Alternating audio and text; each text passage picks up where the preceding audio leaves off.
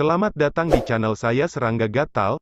Jangan lupa di subrek, like and share. Mimin doakan semoga kita sehat semua. Oke, kita mulai.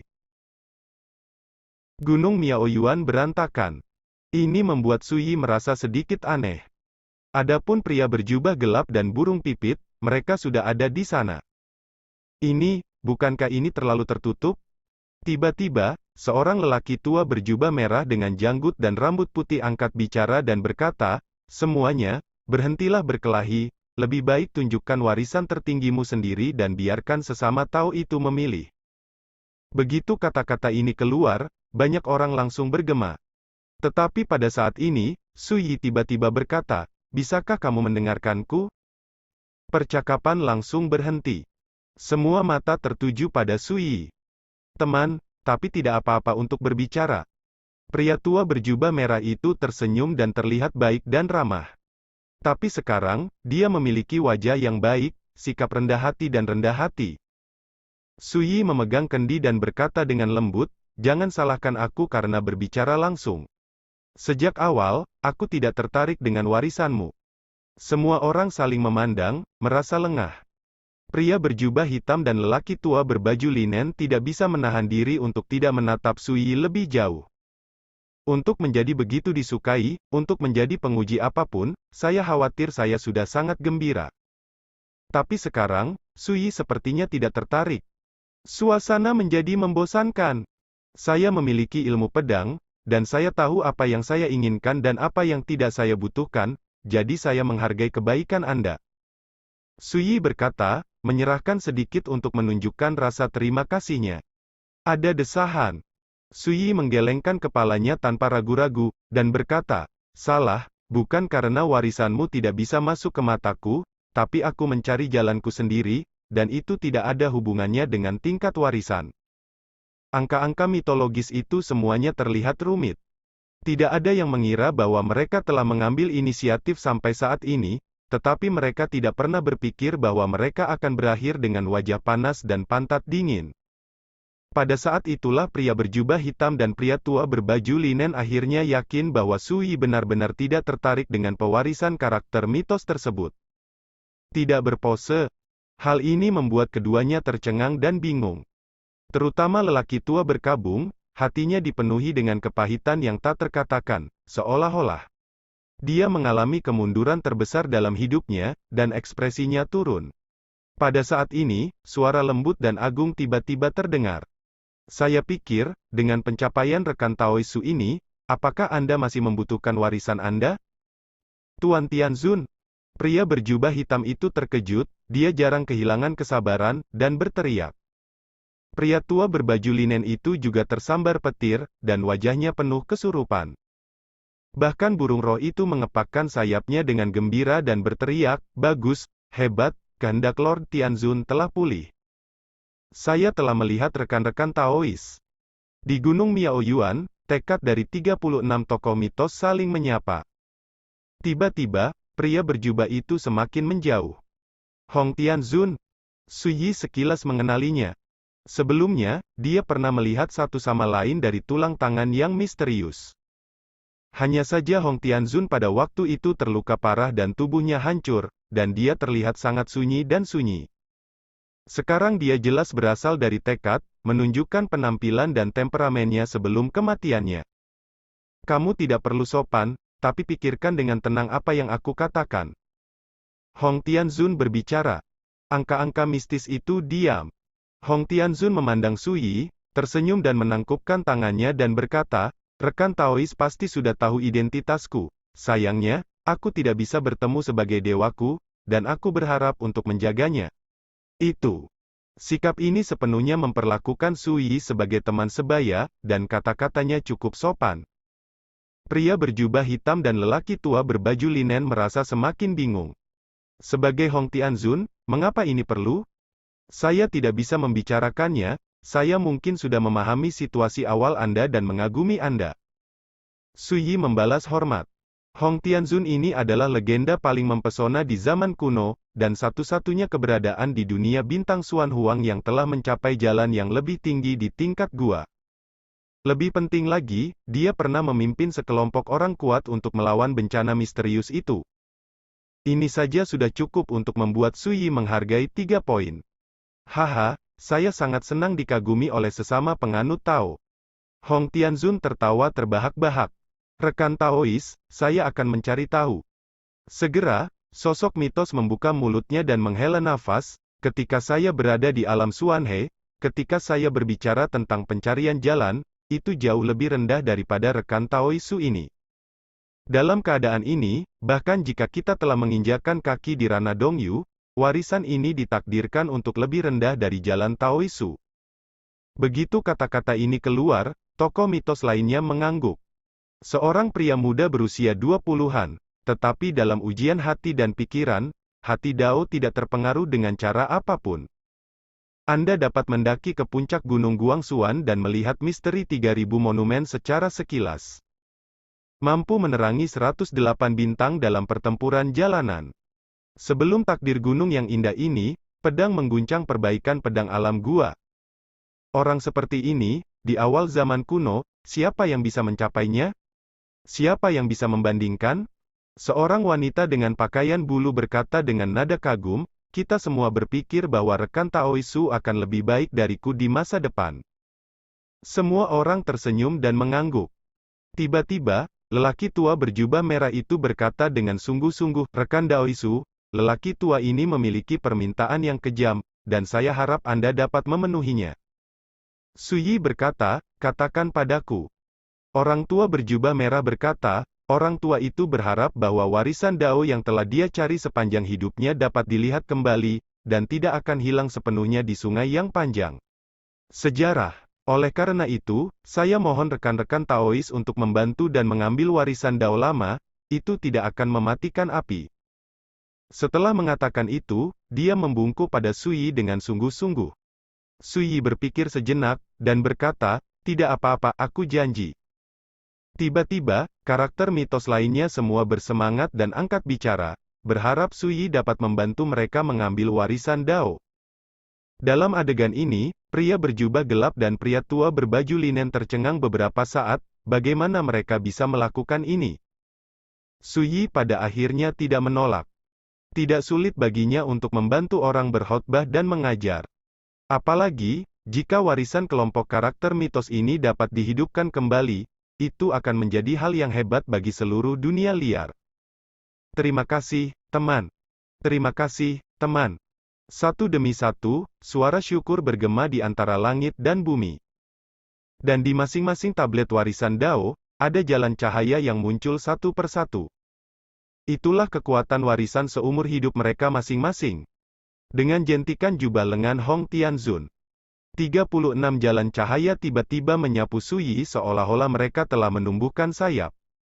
Suyi mengangkat tangannya dan menyimpannya. Kong Sen. Hong Tianzun memandang lelaki tua berbaju linen itu. Pria tua berbaju linen itu berlutut diam-diam di tanah dan berkata, Tuan Tianzun, bawahan ini mengerti apa yang ingin Anda katakan, dan bersedia menerima hukuman. Hong Tianzun menghela nafas panjang, dan berkata, kamu tidak pernah melanggar aturan yang aku tetapkan saat itu, jadi bagaimana aku bisa menyalahkanmu? Hanya saja tindakanmu hari ini benar-benar tidak pantas. Pria tua berbaju linen itu menjatuhkan kepalanya ke tanah dan berkata dengan suara serak, Tuan Tianzun, bawahan ini tahu bahwa dia telah melakukan kesalahan, tetapi dia tidak menyesalinya. Kamu mengatakan saat itu bahwa satu-satunya hal yang hilang dari aturan Zhou Tian dari alam bintang Xuan Huang adalah aturan reinkarnasi. Jika itu dapat ditambahkan, harus ada harapan untuk menghentikan bencana itu. Tapi, sebagai teman dekatmu saat itu, Nether Emperor telah dengan jelas berjanji untuk melawan bencana misterius itu secara langsung, tetapi pada akhirnya, dia tidak muncul. Omong-omong, suara lelaki tua berkabung itu jelas terdengar bersemangat. Jika bukan karena ini, bagaimana Anda bisa dikalahkan oleh bencana itu? Ada makhluk hidup yang tak terhitung jumlahnya dan biksu yang tak terhitung jumlahnya di alam bintang Xuan Huang ini. Dan kekuatan, bagaimana bisa benar-benar hilang di dunia? Ada kebencian dan kebencian yang tak tersamar dalam suaranya. Pria berjubah hitam itu terlihat sangat rumit ketika melihat ini adalah iblis batiniah merak tua. Baru Suyi menyadari mengapa lelaki tua berbaju linen itu begitu memusuhi dan membenci dirinya sendiri, ternyata semua ini terkait dengan reinkarnasi. Anda salah. Hong Tianzun menghela nafas, kamu tidak berpartisipasi dalam perang melawan bencana saat itu, jadi kamu tidak tahu yang sebenarnya. Kebenaran? Pria tua berbaju linen itu tercengang. Ya, masalah ini awalnya rahasia, melibatkan senior yang kuat, jadi saya akan menyembunyikannya dari Anda. Hong Tianzun berbisik, matanya berkilat kenangan. Hati Suyi tergerak, senior? Senior di mulut Hong Yulu ini adalah pemilik tulang tangan itu? Saya melihat Hong Tianzun melanjutkan, sejak sejarah kelam itu telah menghilang selama bertahun-tahun yang tak terhitung jumlahnya, saya tidak perlu menyembunyikannya lagi. Pada saat ini, Su Yi, pria berjubah gelap, burung gereja, dan pria tua berkabung semuanya menunjukkan ekspresi mendengarkan. Datang dari menara hujan. Alis Hong Tianzun menunjukkan warna yang kental, ini untuk reinkarnasi. Jika kamu tidak bisa mengambilnya, hancurkan. Terjadi keributan di lapangan. Su Yi juga mengangkat alisnya. Karena ini, atas perintah seorang senior, saya memberitahu Kaisar Nether sebelumnya untuk mengizinkannya membawa catatan Nether dan dis 6 jalur serta artefak terlarang lainnya dan meninggalkan alam bintang Xuan Huang ke menghindari bencana. Hong Tianzun menghela nafas panjang dan berkata, untungnya, saya membuat persiapan ini sebelumnya, jika tidak, itu tidak hanya akan menghancurkan aturan Zhou Tian dari alam bintang Xuan Huang, saya bahkan takut reinkarnasi. Sulit untuk melestarikannya. Ketika semua orang mendengar ini, mereka semua tercengang dan emosi mereka berjatuhan. Kebenaran ini tidak terlalu berliku-liku, tetapi benar-benar tidak terduga. Karena tidak ada yang mengira bahwa bencana misterius yang hampir menghancurkan aturan Zhou Tian dari dunia bintang Xuan Huang dan menyebabkan dunia layu dan merosot sebenarnya ditujukan untuk reinkarnasi. Ternyata, yang aku benci selama bertahun-tahun yang tak terhitung jumlahnya hanyalah angan-angan. Ada hutang ajaib di hati saya, tetapi pada akhirnya, itu kosong. Pukulan ini terlalu berat, dan hati tahu dari lelaki tua berkabung itu sangat bergejolak. Merak tua, bangun! Pria berjubah hitam itu berteriak keras, suaranya menembus kekuatan jalan pikiran. Dia melihat lelaki tua berbaju linen itu akan mendapat masalah. Tapi lelaki tua berbaju linen itu tuli. Dia sendiri harus melewati level ini, dan orang lain tidak bisa membantu. Su Yi berkata dengan santai. Pada saat ini, lelaki tua berpakaian karung itu tiba-tiba berbalik, memandang Su Yi, dan berkata, sebelumnya, kamu mengatakan bahwa ilmu pedangku, tetapi jadi, bahkan meremehkan untuk bertarung denganku lagi, apa itu? Ini, untuk apa? Pria berjubah hitam itu terkejut, tetapi dia tidak menyangka bahwa merak tua itu tiba-tiba membicarakan masalah ini. Tapi saya melihat Su Yi berkata dengan ringan, sebagai seorang pembudidaya pedang, Anda terikat pada hati Anda, dan Anda terikat pada ilmu pedang Anda sendiri, bukan dendam dan kebencian. Anda memiliki hutang magis di hati Anda.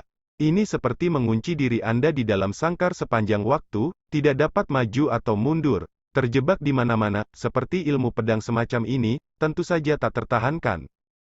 Jika saya adalah basis kultivasi alam Dongyu, lawan seperti Anda tidak akan memenuhi syarat untuk mengizinkan saya menggunakan pedang. Komentarnya kasar dan to the point. Pria tua berbaju linen itu gemetar dan ekspresinya berubah. Rekan Taois, tidak bisakah kamu mengatakan sesuatu yang baik? Pria berjubah hitam itu gelisah. Su Yi menggelengkan kepalanya sedikit, dan berkata, hanya dengan melihat keadaan pikiranmu sendiri, kamu dapat menghancurkan kandang, menghancurkan hutang iblis, dan melarikan diri dari kesulitan dalam satu gerakan. Jika bukan karena dia masih memiliki pedang 3 mata untuk mengembangkan karakternya, aku akan terlalu malas untuk melakukan ini. Panggil dia. Pria berjubah hitam itu tinggal sebentar. Sebelum dia sempat bereaksi, lelaki tua berbaju linen itu tampak muram dan bergumam, tersesat, dan akhirnya menjadi hutang setan, hahaha. Dia menengadah ke langit dan tertawa, terlihat seperti orang gila, terhuyung-huyung ke depan, semakin jauh. Pria berjubah hitam benar-benar berubah warna, merak tua ini, apakah suasana hatinya benar-benar rusak? Jangan hentikan dia. Hong Tianzun menghela nafas, seperti yang dikatakan rekan Taoisu, ujian ini harus dilewati sendiri. Sui berkata, dia tidak kehilangan karakter dan garis bawahnya sebagai pembudidaya pedang, jadi seharusnya tidak ada masalah besar. Sebaliknya, jika dia benar-benar bisa menembus level ini, dia mungkin bisa membuat terobosan lain dalam kendo. Pria berjubah hitam itu terdiam.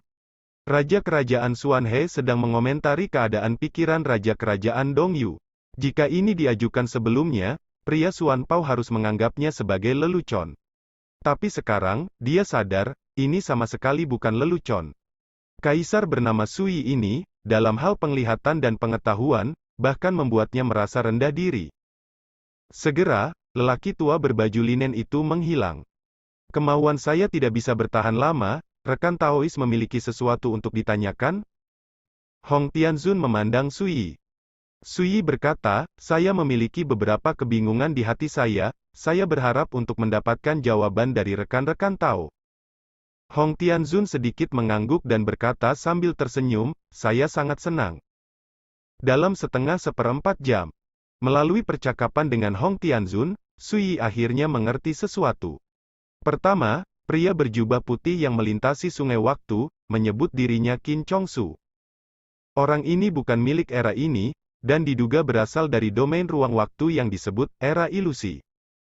Kedua, pemilik tulang tangan itu memang senior di mulut Hong Tianzun. Hong Tianzun juga tidak tahu asal-usul senior ini. Dia hanya tahu bahwa seniornya menyebut dirinya Lo Yao, dan telah menjaga di Nether Samsara. Tidak ada yang tahu mengapa dia menjaga di sana. Dan saat berkenalan dengan Lo Yao, itu bahkan lebih lama. Sejak Hong Tianzun belum mencapai alam Raja Alam Dao, dia diundang oleh Kaisar Netherworld untuk menjadi tamu di alam Netherworld. Pada saat itulah Hong Tianzun bertemu Luo Yao, yang dengan hormat dianggap sebagai senior oleh Kaisar Nether di Netherworld. Kemudian, Hong Tianzun tahu bahwa bahkan Kaisar Nether tidak tahu asal-usul senior Lo Yao itu. Dari sini, orang bisa membayangkan misteri Lo Yao ini. Ketika berbicara tentang Lo Yao, Hong Tianzun tidak menyembunyikan kekaguman dan rasa hormatnya, dan menganggap Lo Yao sebagai pemimpin jalan. Sampai bencana misterius itu pecah, Lo Yao yang mengambil tindakan pada saat terakhir dan menggagalkan Qin Chongsu, yang bukan milik era ini. Dan Luo Yao juga kalah dalam pertempuran ini. Menurut pernyataan Hong Tianzun, pada saat itu, Lo Yao dilanda sungai waktu yang panjang dan diduga menjadi sasaran kekuatan terlarang yang tidak diketahui. Setelah mengalahkan Qin Chongsu, dia harus segera mengungsi. Sebelum mengungsi, dia meninggalkan tangan yang terputus dan memberitahu Hong Tianzun bahwa dia akan kembali untuk mengambil tangan yang terputus di masa depan. Tangan yang terputus adalah tulang tangan ramping seputih salju yang sekarang disegel dalam kotak perunggu. Sejauh ini, Hong Tianzun tidak bisa memikirkan kemana Lo Yao pergi dan kapan dia akan kembali.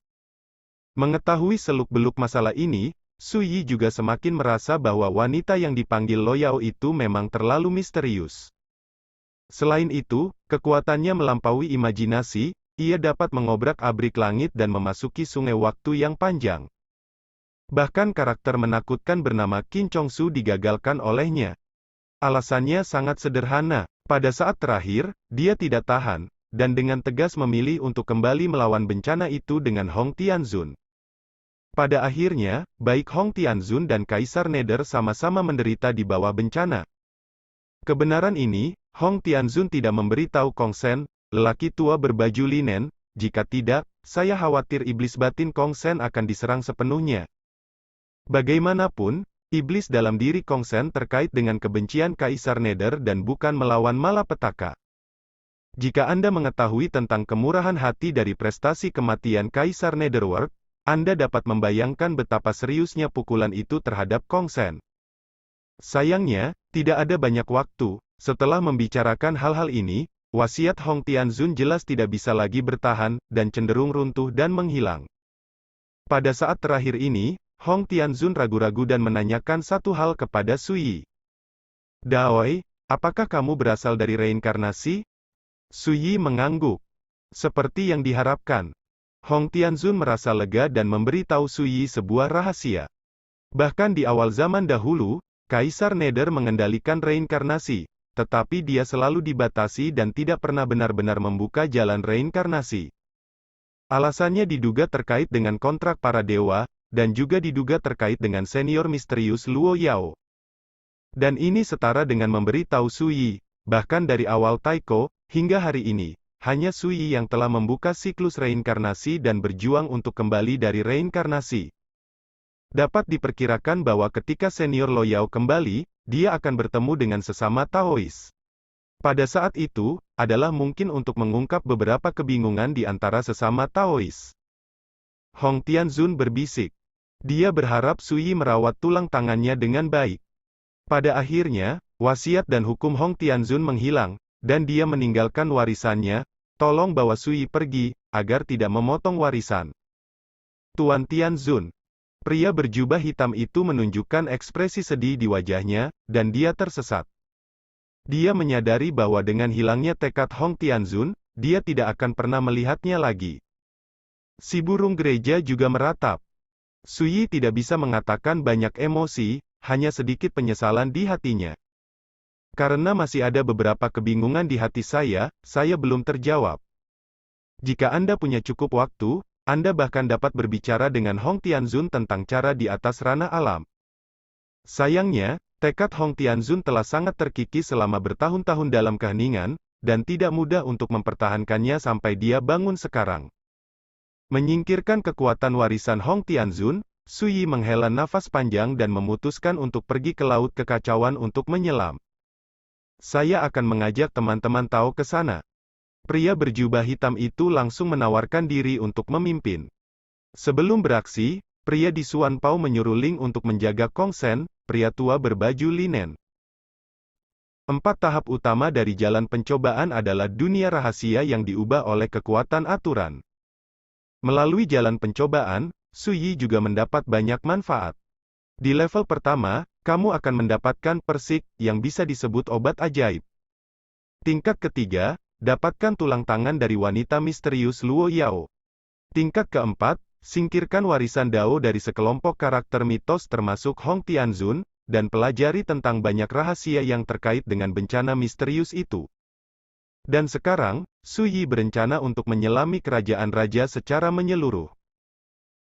Langit dan bumi sudah mengantuk dan semuanya lelah. Dalam perjalanan ke Laut Kekacauan, Suyi juga mengetahui bahwa pria di Suan Pao bernama Lu Yan adalah salah satu pria kuat di bawah Hong Tianzun. Namun, di bawah bencana misterius itu, hanya dia dan lelaki tua berpakaian linen Kong Sen yang selamat. Dalam beberapa tahun terakhir, keduanya selalu menjunjung tinggi kehendak Hong Tianzun, mengikuti aturan yang ditetapkan oleh Hong Tianzun, dan menjaga kedalaman area terlarang meteorit abadi ini. Selama percakapan, raungan gemuruh yang tumpul tiba-tiba terdengar di kejauhan antara langit dan bumi. Melihat ke atas, lautan guntur yang luas muncul di kejauhan antara langit dan bumi. Ada kabut kacau yang bergulung-gulung, busur petir yang ganas berkedip, dan pemandangannya menakutkan. Rekan Taois, itu adalah Laut Kekacauan, yang diubah oleh sumber kekuatan kekacauan yang ditinggalkan oleh alam bintang Xuan Huang. Lu Yan, seorang pria berjubah hitam, memiliki ekspresi yang rumit dan menghela nafas. Medan perang utama melawan bencana misterius itu terletak di sini, dan banyak tokoh mitos yang mengguncang dunia meninggal pada saat itu. Laut ini. Suyi mengangkat matanya dan menatap, dan hatinya tidak bisa tidak terkejut. Laut menjadi ganas dan berbahaya. Namun, ini adalah masa lalu. Ayo pergi, aku akan membawamu ke tempat yang aman untuk berlatih. Di bawah kepemimpinan Lu Yan, mereka berdua menyapu Laut Kekacauan, dan sosok mereka segera menghilang. Sekian dulu update-annya, tunggu lanjutannya di channel saya Serangga Gatal, di subscribe ya guys. Terima kasih.